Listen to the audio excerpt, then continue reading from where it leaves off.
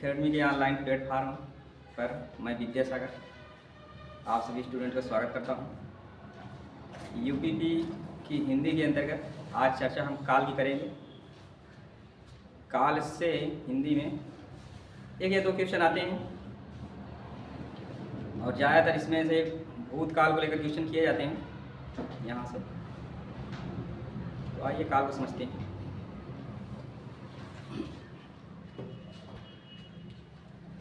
काल क्रिया के होने के समय का बोध कराता है।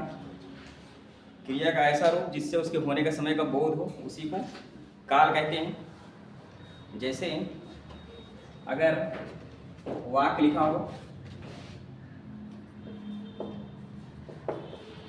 वहाँ भोजन करता है, उसने भोजन किया, वह भोजन करेगा।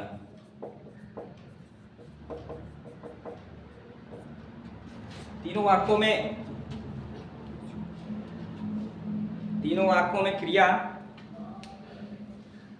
भोजन करना है। हम अगर क्रिया के रूप तीनों में चेंज हैं और क्रिया के रूप से ही उसे काल की जानकारी होती है। पहले वाक्य में वह भोजन करता है, इससे पता चलता है कि क्रिया वर्तमान काल में हुई है।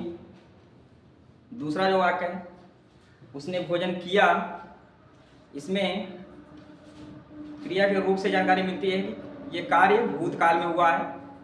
और जो तीसरा वाक्य है, वह भोजन करेगा, इससे ये पता चलता है कि ये कार्य भविष्य काल में होगा। तो क्रिया का रूप जिससे उससे होने के समय का बोध हो, उसी को काल कहते हैं।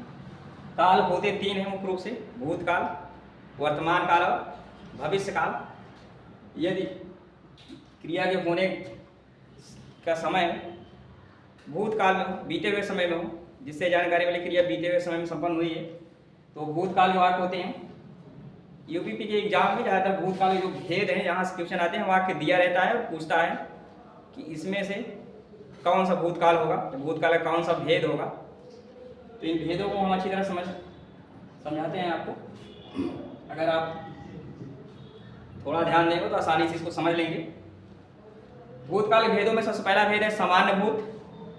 सामान्य भूत के जो वाक्य होते हैं, ऐसे वाक्यों के लास्ट में या ए आता है या फिर ता था आता है और कार्य के होने के समय का विशेष बोध नहीं होता। कार्य के होने के समय का आप अनुमान नहीं कर सकते हैं। जैसे वाक्य लिखा है, तुमने क्या किया, मैंने किताब पढ़ी, उसने तुम्हें पीटा,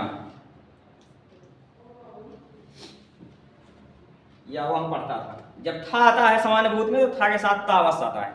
अन्यथा या ई ए आते हैं, आ आता है, और कार्य के होने के समय का आप अनुमान नहीं कर सकते हैं। यह सामान्य भूत की खास पहचान है। चलिए अगला टेंस देखते हैं, अगला काल देखते हैं। अपूर्ण भूत है। अपूर्ण भूत के लास्ट में रहा था, रही थी आते हैं और कार्य का भूतकाल में जारी रहना पाया जाता है। अगला है पूर्ण भूत। पूर्ण भूत में भूतकाल में कार्य के पूरा होने की जानकारी रहती है और वाक्य के अंत में हमेशा था, थी, थे आते हैं। अगला है हेतु हेतु मद भूत। इसमें भूतकाल में कार्य के न होने की जानकारी रहती है। हेतु हेतु मद भूत में भूतकाल में कार्य के न होने की जानकारी रहती है और वाक्य अंत में ता आता है, जिससे आप उसको देखकर तुरंत पकड़ सकते हो। अगला है संदिग्ध भूत। संदिग्ध भूत में भूतकाल में कार्य के होने में संदेह पाया जाता है और लास्ट में गा गी आता है। जैसे वह गया होगा, अब गया है कि नहीं गया है इसमें संदेह है। उसने किताब पढ़ ली होगी, किताब पढ़ी है या नहीं पढ़ी है इस बात में संदेह है। और वाक्य से आप ये समझ सकते हैं उसने किताब पढ़ ली होगी कि बीते हुए समय की जानकारी हो रही है। भूतकाल का ऐसा वाक्य होता है जिसके लास्ट में गा गी आता है। अगला है आसन्न भूत या तत्कालिक भूत।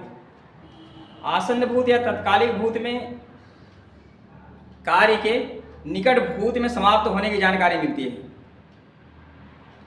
कार्य क्रिया से यहाँ जानकारी मिलती है कि कार्य भी कुछ समय पहले ही समाप्त हुआ है। आसन्नभूत, जैसे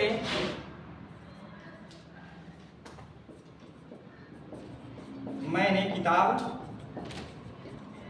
पढ़ ली है।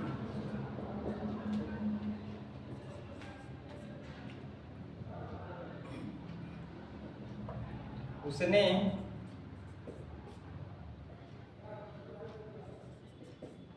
भोजन किया है।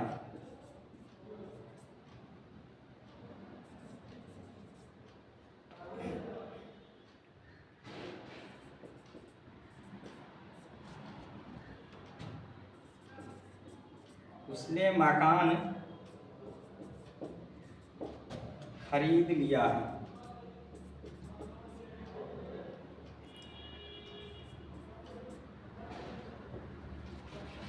आसन्न भूत के लास्ट में है अवश्य आता है। इसके लास्ट में है अवश्य आता है और वाक्य के अर्थ से ये पता चलता है कि ये क्रिया कुछ समय पहले ही समाप्त हो चुकी है। निकट भूत में इसका समाप्त होना पाया जाता है। अंत में मैं 6 को एक बार, ये जो भूतकाल के 6 भेद हैं इसको एक बार फिर से बता देता हूँ, जिससे इसको आप आसानी से समझ सकते हो कम समय में। समान भूत जो होगा, समान भूत के वाक्य के लास्ट में या ई ए आएगा या फिर था आएगा, और जब भी था आएगा तो ता को लेकर आएगा, ता के साथ आएगा। ता था, ती थे, इस तरह के शब्द समूह रहेंगे। अपूर्ण भूत रहेगा, रहा था, रही थी, लास्ट में आपको मिलेगा। पूर्ण भूत है, पूर्ण भूत के वाक्य में, हर वाक्य में आपको था अवश्य मिलेगा, था, थी, थे मिलेगा और कार्य का पूरा होना पाया जाएगा। केवल पूर्ण भूत ही है जिसमें था मिलता है, और यहाँ समान भूत जब था आता है तो था नहीं बल्कि ता था आता है। तो इन दोनों में कोई कंफ्यूजन नहीं होगा। और अपूर्ण भूत में रहा था, रही थी आते हैं। यहाँ पे जो हेतु वेद मत भूत है, इसके लास्ट में आपको ता अवश्य मिलेगा और कार्य करना होना पाया जाएगा। तो बाकी इन तीनों से अलग है।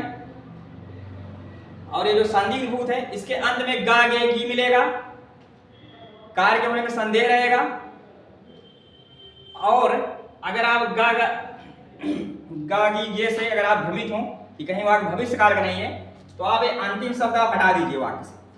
आप वाक्य से अंतिम शब्द हटा दीजिए तो भी आप ये पाओगे कि वाक्य पूरा रहेगा, पूरा नहीं रहेगा। जब भी कोई अगर भविष्य काल का वाक्य होगा, जैसे यहाँ पे मैं एक वाक्य लिख रहा हूं,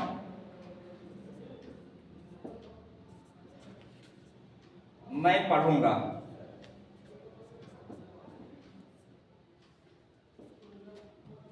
तो अगर यहां से आप इस शब्द को हटाओगे तो वाक्य तो बनेगा ही नहीं। वह भोजन करेगा, यहां भी देखो गा वाला आप शब्द हटाओगे तो भी वाक्य नहीं बनेगा। लेकिन यहां आप गा वाला शब्द हटा दोगे तो भी वाक्य पूरा रहेगा और वो समान भूत में जाएगा। इस तरह से ये भ्रमित मत होना कि ये भविष्य काल का है या भूतकाल का है। आप इसको हटा के चेक कर सकते हो। और केवल भूतकाल के भेदों में यही एक ऐसा भेद है संदिग्ध भूत जिसमें गा आता है। तो पहले आपको स्पष्ट हो जाएगा कि भविष्य काल का है या भूतकाल का। उसके बाद आप गा देखकर आप डायरेक्टली पकड़ सकते हो ये संदिग्ध भूत होगा। और केवल हेतु मद भूत ही है जिसके लास्ट में ता आता है, और केवल आसन्न भूत है जिसके लास्ट में हाय आता है। तो बाकी वो 3 है, बाकी ये 3 है, ये आप क्लियर तौर पर पकड़ सकते हो। इसमें कहीं भी आपको फंसने की कोई गुंजाइश नहीं बचती। और यहाँ भी आप है हटा, है से आप एक बार भ्रमित हो सकते हो कहीं वाक्य वर्तमान काल का नहीं है। तो इसका भी तरीका वही है कि आप है को हटा दो, इसके बाद भी वाक्य पूरा रहेगा और ये भी वाक्य सामान्य भूत में जाएगा। और जबकि वर्तमान काल का वाक्य होगा, आप है हटाओगे तो वाक्य पूरा ही नहीं रहेगा। जैसे वहां पढ़ता है, वहां पढ़ता है में अगर आप है हटा दो, वहां पढ़ता वाक्य पूरा होगा नहीं। यहाँ पे आप है हटाने के बाद भी देखोगे वाक्य पूरा होगा। उसने मकान खरीद लिया, भूत सामान्य भूत का वाक्य हो गया। आप अगर उसमें आप है जोड़ दिए तो ये आसन्न भूत या तत्कालिक भूत का वाक्य हो गया। उम्मीद है आप इसे बेहतर तरीके से समझ पाए होंगे, एग्जाम में आपसे कोई गलती नहीं होगी। वीडियो यदि आपको पसंद आया हो तो लाइक और शेयर कर सकते हैं। यदि वीडियो में कुछ सुधार की आवश्यकता है तो आप कमेंट बॉक्स में कमेंट कीजिए। धन्यवाद।